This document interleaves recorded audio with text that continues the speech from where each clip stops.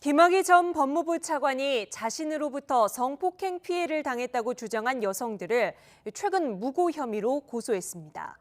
검찰 소환 조사를 앞두고 김 전 차관이 반격에 나선 것 아니냐는 분석이 나옵니다. 신지원 기자가 보도합니다. 지난 2013년 2명의 여성이 김학의 전 법무부 차관으로부터 성폭행을 당했다고 주장했습니다.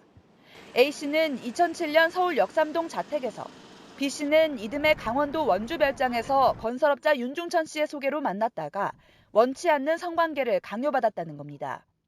하지만 검찰은 이들이 범행 이후에도 윤 씨와 수차례 교류하며 성관계 대가를 받은 정황을 발견했고, 피해자의 진술에 신빙성이 없다는 이유로 김 전 차관에 대해 무혐의 처분을 내렸습니다.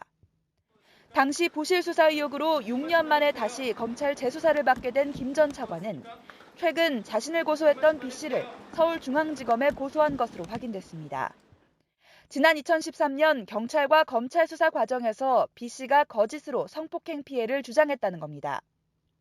김 전 차관은 또 누군가 B씨를 설득해 자신을 무고하도록 했다고 보고 무고 교사 혐의로 고소한 것으로 전해졌습니다.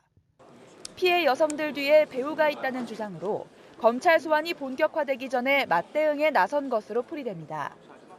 앞서 김 전 차관의 부인은 자신과 최순실 씨가 친분이 있다는 보도를 한 기자와 이를 증언한 전직 청와대 행정관을 명예훼손 혐의로 고소하기도 했습니다.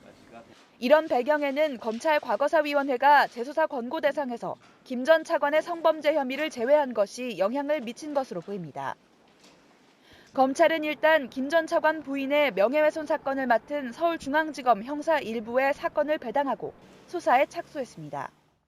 다만 재수사에 착수한 검찰 수사단이 김 전 차관이 제기한 무고 혐의 사건까지 맡게 된다면 성범죄 의혹을 둘러싼 사실관계가 자연스럽게 드러나게 될 전망입니다. YTN 신지원입니다.